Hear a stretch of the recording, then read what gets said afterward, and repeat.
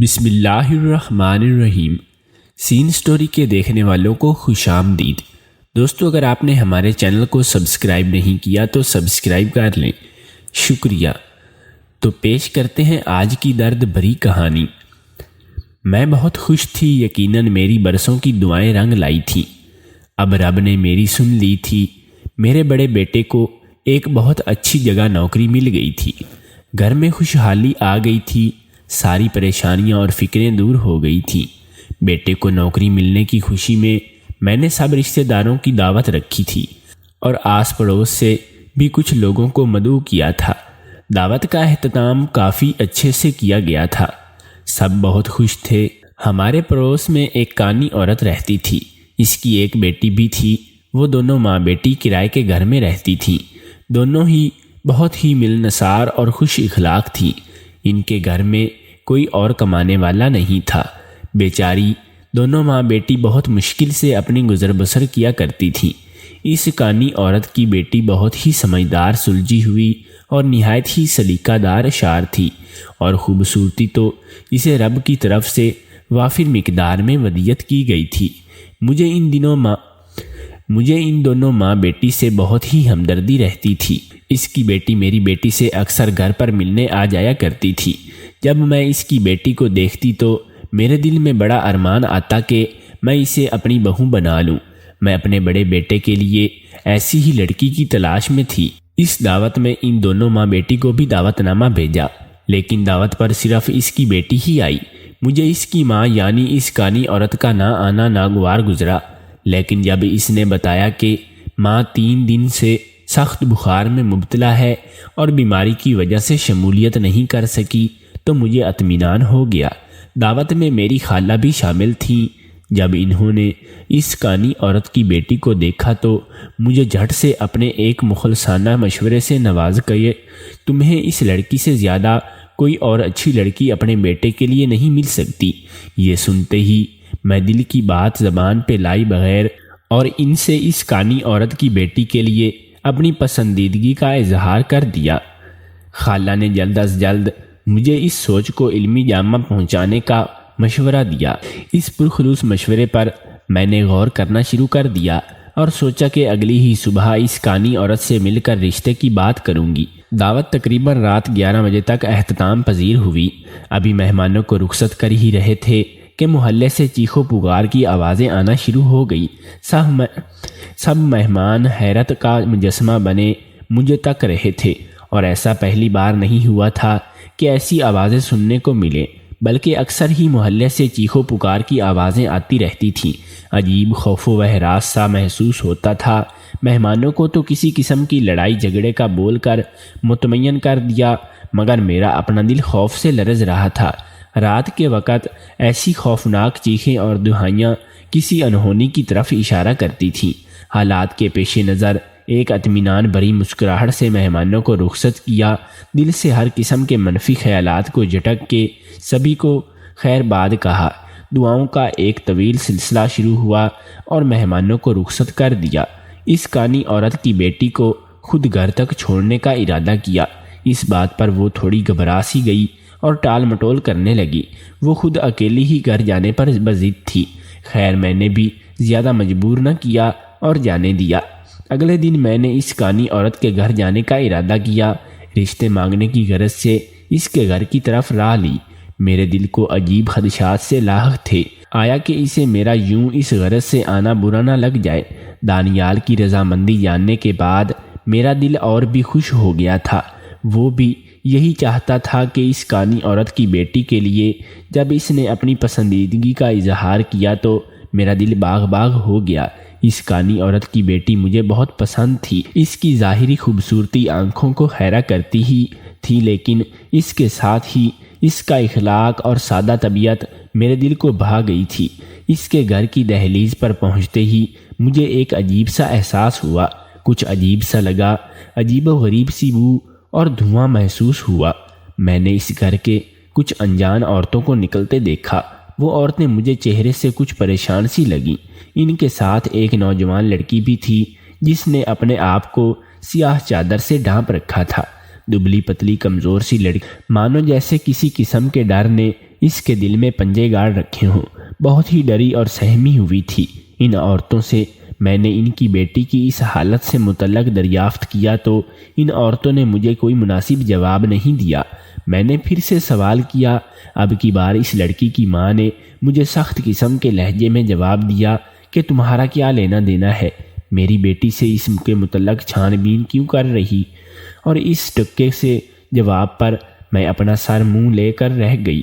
میں نے تو محض انسانیت کے ناطے پوچھنے لگ گئی تھی۔ خیر، میں نے معذرت کرنا ہی مناسب سمجھا اور مزید کوئی سوال نہ کیا، لیکن میں دل ہی دل میں پریشان ہو گئی۔ آخر وہ عورتیں کون تھیں اور اس کانی عورت کے گھر سے اس حال میں کیوں نکل رہی تھی؟ اور اس لڑکی کے ڈر کی وجہ کیا تھی؟ اور ان عورتوں کا اس کانی عورت کے گھر سے کیا تعلق تھا؟ میں اس گھر سے رشتہ جوڑنے کی غرض سے ہی اس طرف آئی تھی، لیکن ایسا منظر مجھے سوچو کہ سمندر میں غرق کر گیا تھا۔ دل میں عجیب قسم کے وسوسوں نے جگہ بنانا شروع کر دی تھی۔ انہی خیالات میں غرق تھی کہ بیٹے کے نام کا نوٹیفیکیشن ظاہر ہوا۔ یقیناً وہ بھی بے چین تھا کہ جواب کیا ہوگا۔ اپنے بیٹے کی خوشی کی غرض سے مجھے قدم بڑھانے کا حوصلہ عنایت کیا۔ اب میں قدم بڑھاتی اندر کی جانب گئی۔ گھر میں داخل ہوتے ہی میرے ہوش اڑ گئے۔ وہ منظر اتنا خوفناک تھا، مجھے اپنے پیروں تلے سے زمین کھسکتی ہوئی محسوس ہوئی۔ یہ سب کیا تھا اور کیوں کیا جا رہا تھا؟ اتنے ظالمانہ طریقے سے ظلم و بربریت کے داستان لکھی جا رہی تھی۔ اس منظر نے میرے ہوش اڑا دیے تھے۔ ایسا تلخ منظر دیکھنے کی تاب نہ لا سکی اور فوراً ہی واپسی کا ارادہ کیا۔ میرے ہاتھ پاؤں کانپ رہے تھے اور دل تیزی سے زور زور سے دھڑک رہا تھا۔ کیسا خونی منظر تھا جس نے میرے دل کو دہلا کر رکھ دیا تھا۔ کیا ایسے لوگوں کو کچھ بھی خوف خدا نہیں؟ کیوں وہ رب کے حکموں سے منہ موڑ کر بندوں کی تجاویز کرتے ہیں؟ اور ایسی کون سی طاقت ہے جو انسان کو یہ سب کرنے پر مجبور کرتی ہے؟ کیا دین، ایمان اور یقین سب وفات پا چکے ہیں؟ کیا باقی کچھ بھی نہیں ہے؟ یہ سوالات میرے ذہن میں گھوم رہے تھے اور میں حیرت کا مجسمہ بنے ساکت کھڑی تھی۔ اس کانی عورت کے پوچھنے پر میں نے حقیقت کا اظہار نہ کیا اور اس کی طبیعت کا پوچھنے کا بہانہ بنا کر وہاں کچھ دیر رک کر واپس آ گئی۔ وہاں رکنا کس قدر مشکل تھا، وہ سب منظر جو میری آنکھوں نے دیکھے، انہیں بلانا اور بھی اس اثر سے باہر نکلنا کس قدر مشکل تھا۔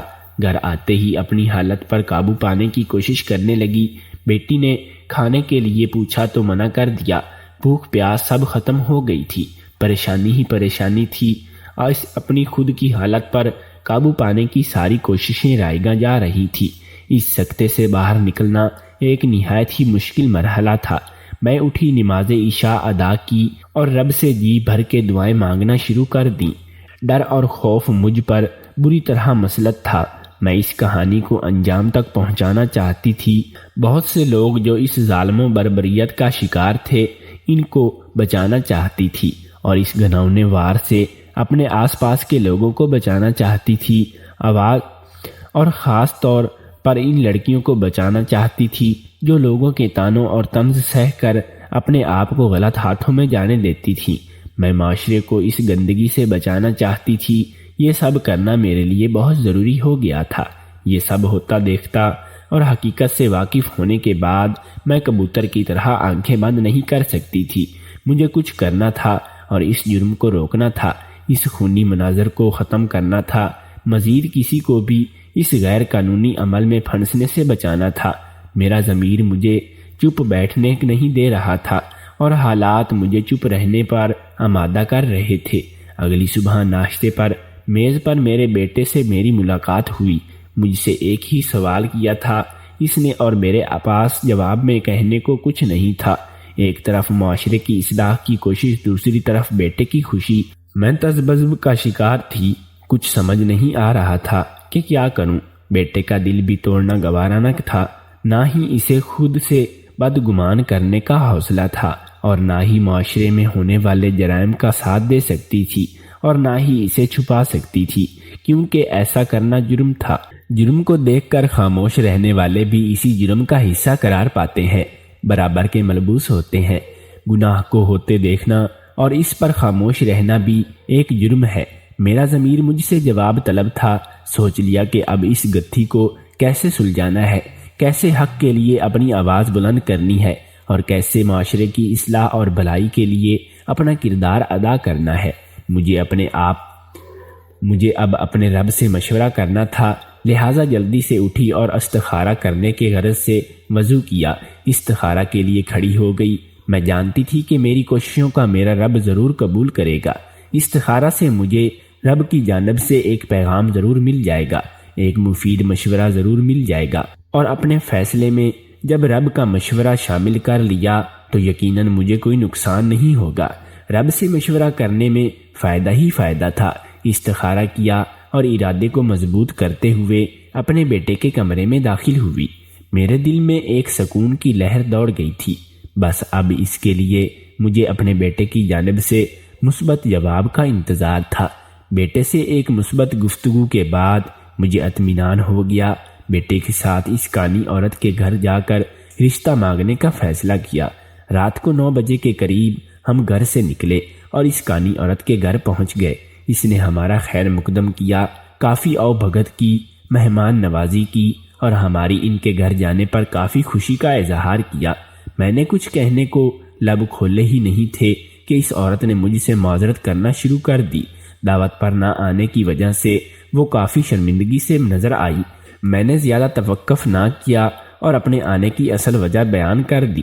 ایک لمحے کو اس کانی عورت کے چہرے کا رنگ فک ہو گیا تھا، کسی نے کوئی چوری پکڑ لی ہو۔ ایک رنگ آئے ایک رنگ جائے۔ میں نے نہایت ہی پرسکون انداز میں اس گھبراہٹ کی وجہ جاننا چاہی۔ میرے پوچھنے پر کہنے لگی کہ ہم غریب لوگ ہیں اور آپ کے معیار پر پورا نہیں اتر پائیں گے شاید، اور میرے پاس اپنی بیٹی کو دینے کے لیے کچھ نہیں۔ گھروں میں کام کر کے گزر بسر ہوتا ہے، اور اتنے بڑے گھر میں بیٹی کا رشتہ دینا اوقات سے باہر کی بات ہے۔ میں نے اس کی بتائی گئی تمام وجوہات کو بغور سنا اور اطمینان دلاتے ہوئے کہا کہ ہمیں اس سب کو کوئی ضرورت نہیں ہے، کچھ بھی ڈیمانڈ نہیں ہے۔ آپ کی بیٹی سلیقہ شعر ہے اور ماشاءاللہ سے خوبصورت بھی ہے، بس اس کے لیے حامی بھر دیں۔ میرے بہت کہنے پر بھی وہ عورت کسی طور پر راضی نہ ہوئی اور سوچنے کے لیے مزید 2 دن کا وقت مانگ لیا۔ میں نے مزید مجبور نہ کیا اور سوچنے کا وقت دیتے ہوئے رخصتی طلب کی۔ 2 دن انتظار میں کاٹے اور اگلے ہی دن علی الصبح اس کے گھر چلی گئی۔ اس کانی عورت نے رضامندی دے دی اور یوں رشتہ طے ہو گیا۔ میں نے جلدی از جلد نکاح اور رخصتی کی بات کی، جس پر وہ تھوڑا سا ہچکچائی، لیکن میرا بارہا اصرار پر مان گئی۔ اب ٹھیک 2 دن کے بعد سادگی سے نکاح پڑھوا دیا اور دلہن کو رخصت کر کے گھر لے آئی۔ حسب ارادہ اب میں نے اپنے منصوبے پر عمل درآمد شروع کر دیا۔ اس کانی عورت کی بیٹی کو اپنے گھر بیاہ کے لانے کا عمل منصوبہ بندی کے عین مطابق تھا، اور اب میں اپنے منصوبے کے دوسرے مرحلے پر کام شروع کر دیا۔ اس کانی عورت کی بیٹی کو اس کے گھر بھیج دیتی اور اس کے وہاں رکنے پر بار بار وہاں جانے پر کوئی روک ٹوک نہ کرتی۔ ایک دن اس کانی عورت کی بیٹی کو اپنے بیڈ کے قریب کچھ خون سا نظر آیا۔ وہ بہت ہی گھبرائی ہوئی تھی۔ میں اپنے کمرے میں آرام کر رہی تھی کہ اچانک اس کی چیخو پکار سنائی دی۔ یوں لگتا تھا کہ کسی خوفناک چیز نے اسے پکڑ لیا ہے۔ میں نے اس کی اس حالت پر اس کو اطمینان دلایا کہ یہ سب اس کا وہم ہے، مگر وہ بضد تھی کہ کچھ تو غلط ہے۔ ایک رات اس کانی عورت کی بیٹی سوتے ہوئے عجیب سے ڈر گئی اور انجانی آوازیں اور شور کے ہونے کا بتا رہی تھی۔ میرا بیٹا اس کی اس حالت پر اس کو پرسکون کرنا چاہتا تھا اور مزید بھڑک جاتی، گویا کہ تسلی اور تشفی کچھ کام نہ آتا۔ اس کی اس حالت کی خبر اس کی ماں کو ہوئی تو بھاگتی دوڑتی ہوئی ہمارے گھر آئی، اور ماں کے لیے اولاد سے بڑھ کر کچھ نہیں ہوتا۔ اس وقت اس کانی عورت کا بھی یہی حال تھا۔ وہ اپنی بیٹی کی اس حالت پر پریشان تھی۔ میں اسے صبر دلاتی لیکن کچھ فرق نہ پڑتا تھا۔ شادی کو 5 ماہ گزر گئے اور اس کانی عورت کی بیٹی کی حالت دن بدن بگڑتی چلی جا رہی تھی۔ ایک دن کانی عورت کی بیٹی کی حالت بہت خراب ہو گئی۔ چیک اپ پر معلوم ہوا کہ وہ اب امید سے ہے۔ یہ بات سن کر جہاں سب خوش تھے، وہیں پر اس کانی عورت کی بیٹی کی حالت پر پریشانی بھی تھی۔ وہ اکثر بیٹھے بیٹھے ڈر جاتی اور خوف سے آنکھیں بند کیے رکھتی۔ بعض دفعہ تو خون ہی خون نظر آتا۔ میں اس سے اس سب کی وجہ پوچھتی تو کچھ نہ بول پاتی، اور اس کا رویہ اپنی ماں سے بھی بہت ہی کھنچا کھنچا سا تھا۔ ماں سے تو ٹھیک سے بات تک نہ کرتی، اور تسلی کی غرض سے بڑھایا ہاتھ گویا یوں چھٹک دیتی جیسے کسی آسیب نے چھو لیا ہو۔ میں نے اس کی ماں سے اس کی حالت کے بارے میں تشویش کا اظہار کیا اور کوئی مناسب وجہ نہ بتا سکی۔ وقت قریب آ چکا تھا اور منال کو ہسپتال پہنچا دیا گیا۔ اس کے ہاں بیٹی کی پیدائش ہوئی، لیکن بیٹی مردہ تھی۔ جنم لینے سے پہلے ہی وہ فوت ہو چکی تھی۔ منال کو اس بات کی خبر ہوئی تو چیخنا چلانا شروع کر دیا۔ وہ اپنی ماں کو برا بھلا کہنے لگی۔ سب حیران و پریشان تھے، اس میں اس کی ماں کا کیا قصور ہے؟ کانی عورت کی بیٹی اپنی ماں کے سامنے گئی اور اپنی ماں کے سارے کالے کارناموں کو گننا شروع کر دیا۔ وہ آج بول پڑی تھی۔ آج اس نے چپ کا روزہ توڑ دیا تھا۔ وہ چیخ چیخ کر اپنی ماں کی حقیقت سب کو بتا رہی تھی۔ اس کی ماں کانی نہیں تھی، جھوٹوں کا نقاب تھا جو اتر چکا تھا۔ وہ آہستہ آہستہ سارے پنے کھول رہی تھی۔ اس کی ماں کالے علم کالے جادو کے عملیات کرتی تھی، اور یہی نہیں جوان لڑکیوں کو اچھے رشتے اور اولاد کا لالچ دے کر غیر قانونی کام کرواتی تھی، اور نوجوان لڑکیوں کو نشے پر لگا کر رکھا تھا۔ نوجوان لڑکیاں جن کو بہلا پھسلا کر غلط کام کروانے پر راضی کرتی تھی، انہیں اپنے والدین سے بدظن کرتی اور انہیں باغی ہونے پر مجبور کر دیتی تھی۔ کانی عورت کی بیٹی آج سب کہہ رہی تھی، وہ سب کچھ جیسے آج تک، اور وہ اپنے سینے میں چھپائے پھرتی تھی۔ ایک راز کی طرح وہ اپنی ماں کی ان سب حرکتوں پر آج تک پردہ ڈالتے آئی تھی کہ ایک دن اس کی ماں سدھر جائے گی، لیکن سیدھی راہ پر آ جائے گی۔ لیکن اس کی ماں نے دوسرے کی بیٹیوں کے لیے جو گڑھا کھودا، اس میں اس کی اپنی بیٹی ہی گر پڑی۔ دوسروں کی بیٹیوں پر کالے جادو کا وبال خود اس کی اپنی بیٹی پر ہی آ گیا تھا۔ کسی کی مجبوری کا فائدہ اٹھا کر غلط کام کروانے کا وبال خود اس کی اپنی بیٹی ہی کی گود کے اجاڑ چکا تھا۔ کانی عورت کی بیٹی اس سب کا ذمہ دار اپنی ماں کو سمجھتی تھی۔ اسے یہ خوف تب بھی رہتا تھا دوسروں کی بیٹیوں سے ایسا غلط سلوک نہ کریں، لیکن اس کی ماں نہیں سمجھتی تھی۔ شیطان اس کی ماں کے دل و دماغ پر قابض تھا، اور وہ شیطانی ہتھ کنڈوں کے باہر نہ نکل سکی تھی۔ نہ ہی کانی عورت کی بیٹی ماں کی محبت میں کسی کو سچ بتا سکی، مگر آج وہ خود ایک ماں کی جگہ پر کھڑی بول رہی تھی۔ اولاد کھو دینے کا دکھ اس کو اندر سے کھوکھلا کر گیا تھا۔ اس کا ضبط ٹوٹ چکا تھا۔ اب وہ مزید چپ نہیں رہ سکتی تھی۔ وہ بول اٹھی اور سب راز فاش کر چکی تھی۔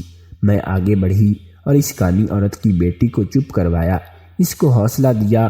کانی عورت کی آنکھیں حیرت و پریشانی کے عالم میں پھٹی کی پھٹی رہ گئیں۔ اس کی آنکھوں میں ملال ہی ملال تھا، عجیب شرمندگی کا احساس تھا، گویا وہ اپنے ہاتھوں سے اپنی اولاد کا دکھ سکھ چین برباد کر چکی تھی۔ وہ خود کو اپنی بیٹی کی اولاد کی موت کا ذمہ دار سمجھ رہی تھی۔ اس کی آنکھیں اب کھلی تھیں۔ دوسروں کو گمراہ کرنے اور دھوکہ دہی کی اس نے خود کو اپنی ہی اولاد کو خسارے میں ڈال دیا تھا۔ وہ اب پچھتا رہی تھی، چلا رہی تھی، معافی مانگ رہی تھی۔ اسے اپنے کیے پر شرمندگی تھی، خود کا چہرہ نوچ رہی تھی۔ کانی ہونے کا جو ڈھونگ اس نے رچایا ہوا تھا، آج اس جھوٹ پر پردہ اٹھ چکا تھا۔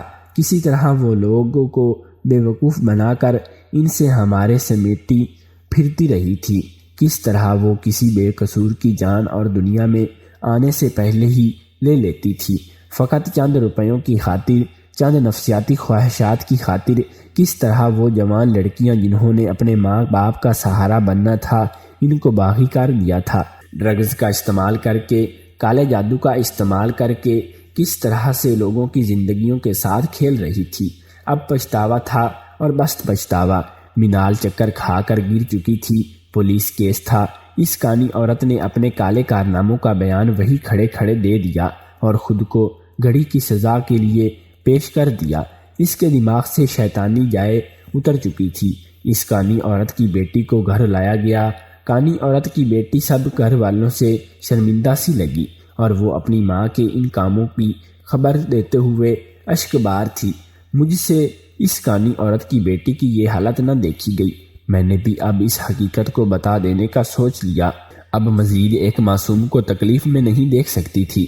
میں نے اسے کہا کہ میری پیاری بیٹی، تمہاری بیٹی زندہ ہے، ٹھیک ٹھاک اور صحت مند ہے۔ کانی عورت کی بیٹی غور سے سن رہی تھی۔ میں نے مزید بولنا چاہا۔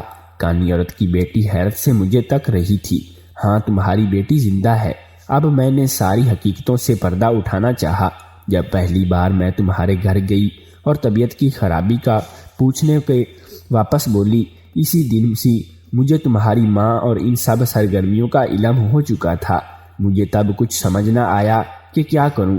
میں باقی لڑکیوں اور معصوم لوگوں کو اس گندگی سے بچانا چاہتی تھی، لیکن مجھے اس کے لیے کوئی مضبوط اور پختہ گواہ چاہیے تھے۔ میں چاہتی تھی کہ تمہاری ماں خود ہی اپنی تمام غلط اور غیر قانونی سرگرمیوں کا اعتراف خود کر لے، مگر کوئی راستہ نظر نہ آیا۔ مجھے تم پہلے دن سے ہی نیک روح معلوم ہوئی تھی، مجھے اپنے بیٹے کے لیے بہت پسند تھی، لیکن یہ سب جاننے کے بعد میں پریشان ہو گئی۔ میں انکار بھی نہیں کر سکی، کیونکہ میرے بیٹے کی خوشی تم تھی اور میری پسند بھی، اور میں تمہیں بھی گندے جوہر سے نکالنا چاہتی تھی۔ تم بہت معصوم ہو، تمہارے ساتھ جو عجیب واقعات ہوئے وہ صرف میرے منصوبے کا حصہ تھا اور کچھ بھی نہیں۔ تمہاری اولاد زندہ ہے اور اسے کچھ نہیں ہوا ہے، بس ایک آخری مرحلہ اور اس دروازے کو فاش کرنے کا اور اس راز کو فاش کرنے کا۔ تم میری بیٹی کی طرح ہو اور مجھے بہت عزیز ہو۔ تمہاری معصومیت تمہیں اس بات کی قطع اجازت نہیں دیتی کہ تم اپنی ماں کے خلاف کوئی بیان دو، اسی لیے میں تم سے بالواسطہ یہ سب نہ کہہ سکی۔ ماں کی محبت تم پر اس راہ میں غالب تھی۔ میں تمہاری اس کمزوری کو جان گئی اور یہ بھی جان گئی تھی کہ تم اس سب سرگرمیوں سے خود بھی بیزار ہو، لیکن ماں کی محبت میں مجبور ہو، جو کچھ بھی کہتی نہیں تھی کسی سے، اسی لیے مجھے یہ سب کرنا پڑا، وگرنہ مجھے تم سے کوئی ذاتی دشمنی نہ تھی اور نہ ہو سکتی ہے۔ تم اپنی ماں کو معاف کر دینا، اور وہ آوازیں، وہ سب صرف تمہارے اندر ضمیر کو جگانے کی غرض سے تھا کہ تم حق کی بات کہہ دو۔ تمہارے معاشرے کا المیہ یہ ہے کہ ایمان کے دریجوں کے آگے بڑھنا نہیں چاہتے۔ جب بھی کوئی ایمان کے دریجوں کو دیکھتے تھے تو وہ ہمیشہ آخری اور کمزور ترین درجے پر ہی کیوں اکتا کر بیٹھ جاتا، کیونکہ ہم ایمان کے دریجوں میں سبقت کے لیے تنگ دو نہیں کرتے، اور معاشرے میں ہونے والے ان تمام جرائم کے خلاف آواز کیوں نہیں اٹھاتے؟ کیوں ہم السر اور اس سبق کو بھول جاتے ہیں کہ اپنی ہی اصلاح نہیں کرنی، بلکہ اپنی اصلاح کے بعد دوسروں کی بھی اصلاح کا کام کرنا ہے؟ اور کامیابی تو بس انہی کے لیے ہے جو خود کو خساروں سے بچاتے ہیں۔ کامیاب تو وہی ٹھہرتے ہیں جو ایمان لا کر عمل صالحہ کرتے ہیں، پھر نیکی اور حق کی دعوت دیتے ہیں، اور پھر ایک دوسرے کو اس راہ میں آنے والی رکاوٹوں پر ایک دوسرے کو صبر کی تلقین کرتے ہیں۔ میری بیٹی، مجھے معاف کر دینا۔ صبر رکھنا کہ حق کی راہ میں اگر والدین بھی شرک کا کہیں اور غلط راہ پر ڈالیں تو بھی اپنی آواز کو پست نہیں کرنا۔ حق کی بات کے لیے ابراہیم کے جیسے اپنے باپ کو بھی چھوڑنا پڑے تو چھوڑ دینا۔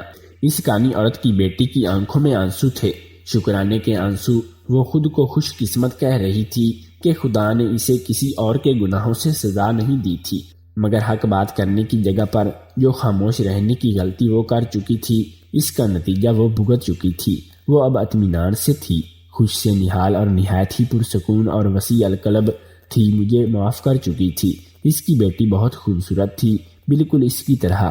معصوم سی پیاری سی کانی عورت کی اپنی بیٹی کو پیار دے رہی تھی، اسی لیے آسانیوں کی دعا کر رہی تھی۔